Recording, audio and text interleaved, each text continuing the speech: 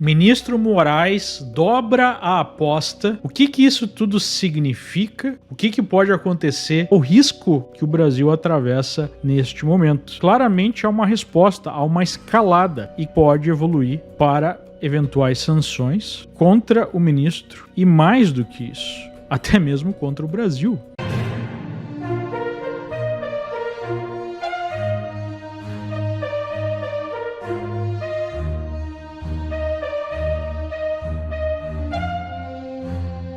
Moraes determina bloqueio da Rumble no Brasil. É isso mesmo. O ministro Alexandre de Moraes do Supremo Tribunal Federal determinou nesta sexta-feira, dia 21, o bloqueio da rede social de vídeo Rumble em todo o Brasil. Na decisão, Moraes argumentou que o STF fez todos os esforços possíveis e concedeu todas as oportunidades para que a Rumble cumprisse as ordens judiciais e pudesse manter seus serviços em território nacional. Moraes se referiu a Alan dos Santos, o magistrado, havia determinado à plataforma a exclusão de contas do jornalista por supostos crimes. A ordem do juiz do STF, contudo, ocorreu antes de se esgotar o tempo estipulado pelo próprio magistrado para a plataforma nomear um representante legal no país. Nesta semana, a Rumble processou Moraes na Justiça do Estado norte-americano da Flórida.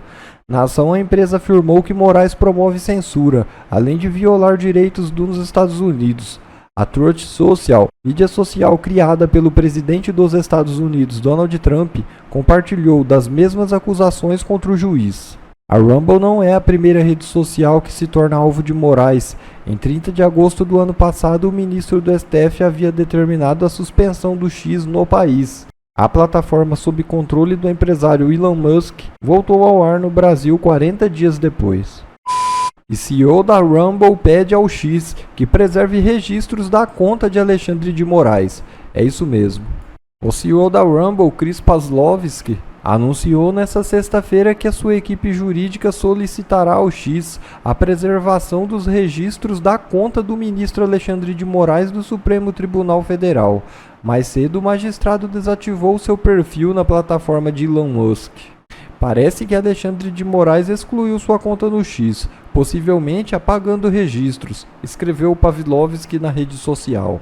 O empresário criticou a atitude do ministro e afirmou que sua equipe enviará imediatamente uma solicitação formal ao X para garantir que os registros não sejam destruídos.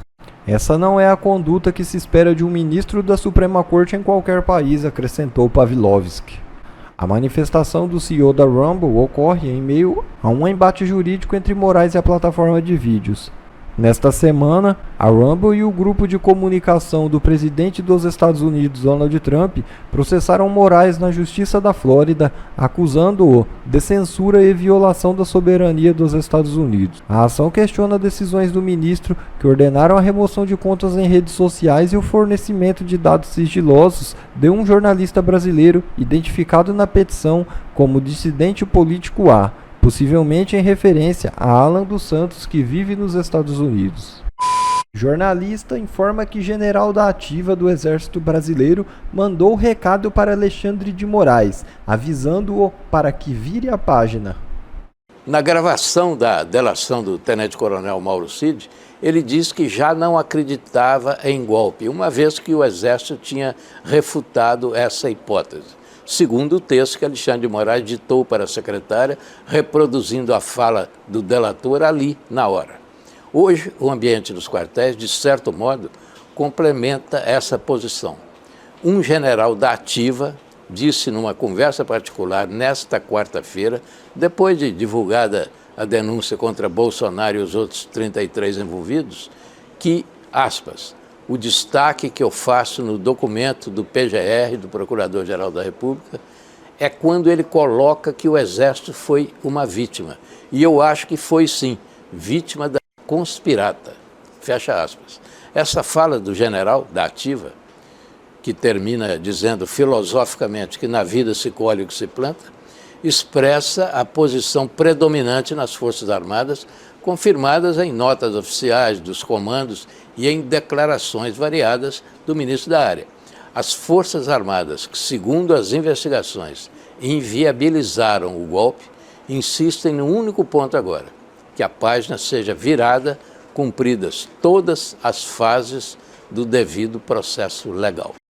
Voltando ao assunto da semana, voltando ao assunto do mês ou do ano, quem sabe, porque a Procuradoria-Geral da República omitiu declarações no trecho de delação de Cides que contradizem a denúncia contra Bolsonaro, que não se encaixam na narrativa da acusação. A denúncia da PGR utilizou a delação de Mário Cid como peça-chave, mas ignorou trechos que contradiziam as acusações. O delator afirmou não saber se Bolsonaro tinha ciência do chamado, abre aspas, plano punhal, fecha aspas, e mudou versões várias vezes desde setembro de 2023. Cid alegou que o monitoramento de Moraes foi por suspeita de encontros com Mourão e não para o assassinato, ou ao plano de assassinato do ministro. Sobre a reunião com militares, o delator disse que era um bate-papo de bar sem plano específico de golpe. Áudios vazados mostram que Cid alegou pressão para relatar fatos que não ocorreram. Uma delação como essa, qual que é o valor jurídico dela e uma peça de acusação baseada nesta delação? O Procurador-Geral da República, o próprio Alexandre de Moraes, quando tem uma peça como essa, nula, né, e evidentemente até a Folha de São Paulo não conseguiu defender essa peça, eles não prezam pelo seu nome frente à opinião pública, frente à posteridade, porque isso obviamente é um escárnio jurídico, não é uma acusação. Não, porque ali é a lógica de um sistema de poder se apresentando. Como diria o Dorico Paraguaçu, let's go straight to the point, né? Vamos direto ao ponto. Não vai bastar anistia, vai ter que ter anulação de tudo, de delação premiada inconsistente e sob coação, até todo esse processo, que ele parte de um pressuposto absolutamente falso. Vamos lá. Povo de Brusundanga, não houve tentativa de golpe de Estado para a tomada do poder. Então, qualquer coisa que você faça em função dessa mentira, não tem crédito nenhum. É nulo ou nula de pleno direito. Esse é o ponto. É nesse patamar que a gente vai chegar. Essa justiça histórica vai acontecer. O problema é, até ela acontecer, podemos ter muitas vítimas do sistema de poder no Brasil. Já temos uma morte, pelo menos, o Clesão. E temos outras mortes que até desconhecemos, porque muitos familiares dessas vítimas do 8 de janeiro morreram, ficaram gravemente doentes, incapacitadas, em função da pressão psicológica que foi submetida a elas como familiares. Então, isso é grave. Isso, uma anistia não tem como reparar essa injustiça. Uma anistia, ela pode indicar para a gente um caminho de uma pacificação mais adiante, mas não vai bastar anistia, vai ter que ter anulação. Para isso, dependerá de força política. Por isso que a próxima eleição é fundamental, mas aí a porca torce o rabo. Como é que a gente vai ter próxima eleição se a gente não tem contagem pública do voto, se a gente não tem um código eleitoral que garanta o exercício livre da eleição, e se a gente não tem voto distrital nem voto distrital misto para garantir representatividade? O modelo proporcional continua. Então, a gente vai para a próxima eleição, mas a ida para a próxima eleição não garante que a gente vá ter uma vitória, como muito otimista está achando que vai ter. Consta sua opinião, para encerrar, sobre essa peça de acusação que ignorou amplos trechos dos fatos, basicamente. Não, ignorou tudo, né? É de ficção ridícula. O Mauro Cid foi ameaçado, foi torturado pelo aquele que interrogava e que era vítima ao mesmo tempo 12 vezes. O ministro Alexandre de Moraes mencionou ele mesmo como vítima, né, no interrogatório. É tudo tão ridículo, é tudo tão vazio, tão chovido, né, de substância, que só uma pessoa muito cafajeste pode fingir que nós estamos trabalhando dentro do campo do direito, que ainda existe democracia, Estado de Direito, no Brasil, e não uma perseguição implacável aos desafetos e adversários políticos de uma corte politizada que se vangloria de ter derrotado esse adversário. Então, está tudo muito escancarado, está tudo muito claro. Essa não é a discussão. Ninguém mais sério leva a sério a Globo. A discussão é o que fazer diante disso. E aí sim as coisas começam a divergir. Eu vejo agora, enquanto estava aqui escutando os colegas e tudo, que deu no Estadão que o Bolsonaro, no evento do PL, chorou e disse ter se arrependido de ter falado, poxa, ajuda a te ajudar, presidente. Eu, na minha live, tudo consta de há pouquinho tempo atrás, aqui no canal do Braddock, eu elogiei essa fala. Falei, isso, precisamos subir o tom. Chega, a turma, a cavalaria americana está vindo. O Pavlovski está lá vindo, o Rumble já foi censurado. Nós estamos em guerra. O tirano dessa forma porque está acuado. Aí vem o Bolsonaro sempre nesse morde a sopra. Canalhas! Aí no dia seguinte chama o Temer e manda cartas. Agora está dizendo que a manifestação do dia 16 não pode ter cartaz nenhum. Uma coisa esterilizada, asséptica, né? Para nada. Me ajuda a ajudar, Bolsonaro, porque eu defendo muito o senhor, condeno a perseguição que o senhor vem sofrendo, mas se é para compor com o Alcolumbre e pedir desculpas a fala que eu ia necessária para a gente combater o sistema, aí eu não sei mais o que fazer realmente. Aí entrega a chave da pocilga chamada Brasil para Alexandre de Moraes, deixa ele censurar todas as redes sociais do Brasil e vira logo. A minha análise é essa. O Alexandre de Moraes está dobrando tanto a aposta que eu não vejo mais nada no meio do caminho como resultado possível, como outcome. Ou o Brasil vira Venezuela, ou esse cara vai ter que o sistema vai ter que entregar a cabeça dele. Foi o título da minha live hoje. Ele comprou brigas que ele não pode vencer, a menos que o Brasil vire de vez a Venezuela.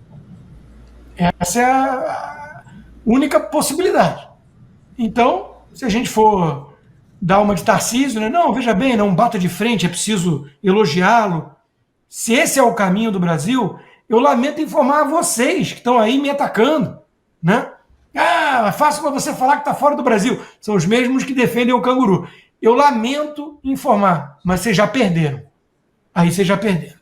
Ministro Moraes dobra a aposta, impõe multa de 8 milhões de reais à plataforma X e ainda dá 48 horas para a plataforma Rumble indicar um representante no Brasil sob pena de banimento em território nacional. O que isso tudo significa? O que pode acontecer daqui para frente? É sobre isso que nós vamos falar neste vídeo, né? Para você entender o que aconteceu, né? Além disso, só para lembrar, o ministro decidiu sair do X, né?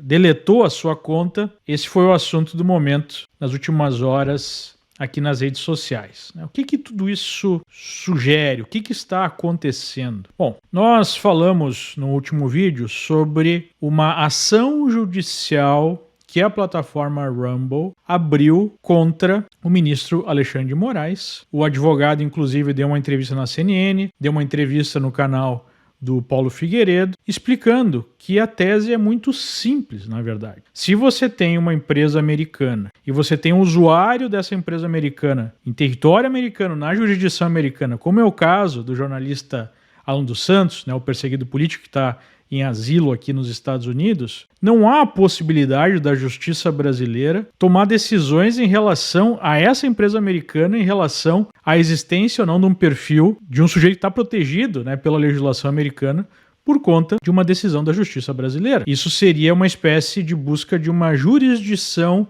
global da justiça brasileira, o que não é compatível com o direito internacional. Então o pedido é muito simples, né? Essa empresa quer que um juiz americano decida, até mesmo eliminar, de que essa lei, de que esse pedido, melhor colocando, brasileiro não vale aqui nos Estados Unidos, né? Esse é o processo. Em resposta a isso, nós tivemos, segundo a imprensa, uma decisão do ministro que exige a representação legal no Brasil e ainda, em paralelo, uma multa a plataforma X de 8 milhões de reais, porque essa plataforma teria se negado a dar dados do Alan dos Santos numa outra ação que por si só já é esdrúxula. Uma jornalista brasileira, que inclusive é uma das militantes de redação mais engajadas aí na perseguição à direita, está acusando o Alan de calúnia. E por conta disso ela entrou com uma ação no Supremo. E pasmem, essa ação foi aceita.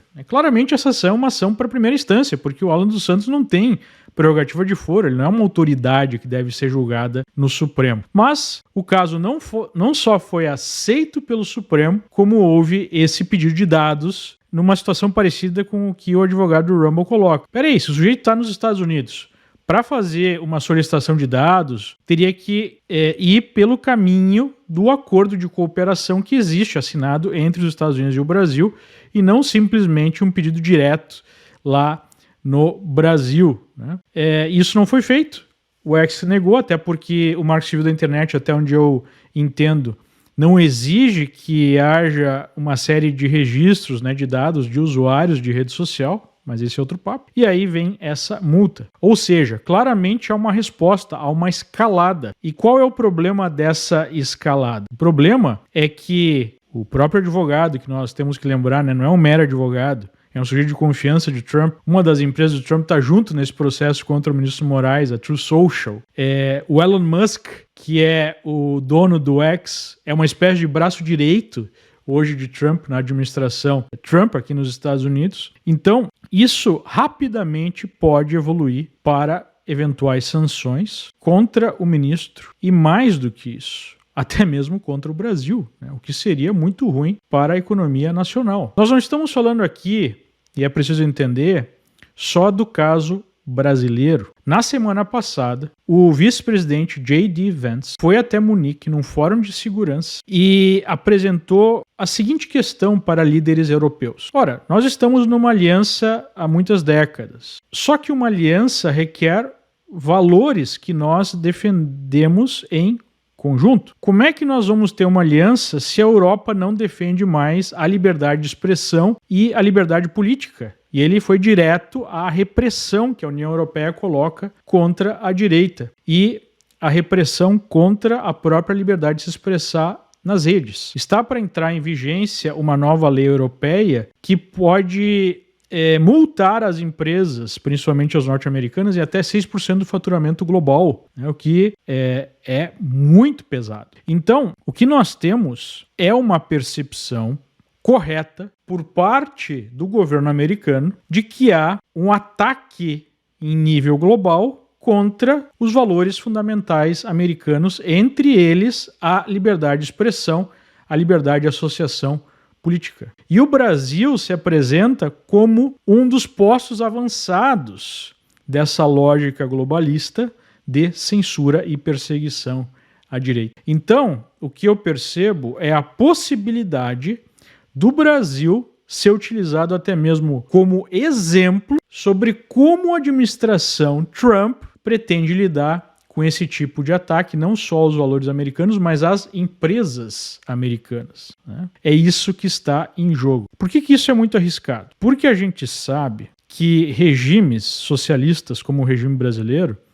não se importam com bloqueios, com sanções. Eles querem isso para empobrecer a população e aumentar o seu controle político. É por isso que a gente viu essa campanha estapafúrdia de Brasil é dos brasileiros, né, que o pessoal da esquerda está promovendo, porque eles querem utilizar esse tipo de medida dos americanos como um ataque ao Brasil e aos brasileiros, o que não é verdade. Na verdade, o que nós temos é uma medida contra o autoritarismo, contra o fim dos direitos individuais no Brasil, contra o ataque aos direitos fundamentais, né? Contra a censura, contra a perseguição política. O Trump já percebeu, a direita americana já percebeu, esse esforço em nível global pela censura, que é contra exatamente os conservadores, contra exatamente a direita. Então o Brasil se coloca dentro de um contexto global e as coisas estão esquentando. essa censura, essa perseguição, o fim do Estado de Direito, o fim do direito de defesa, o fim do devido processo legal começa a cobrar o seu preço. E eu não estou observando o mercado reagindo de acordo ao risco que o Brasil atravessa neste momento, que é o risco de medidas contrárias não só a autoridades brasileiras, mas à própria economia nacional. Esse foi mais um vídeo, eu espero que vocês tenham gostado. Se vocês gostaram, deixa o like aqui para fortalecer nosso canal. Logo eu volto trazendo mais informações da política para vocês. Um forte abraço, fiquem todos com Deus e até a próxima.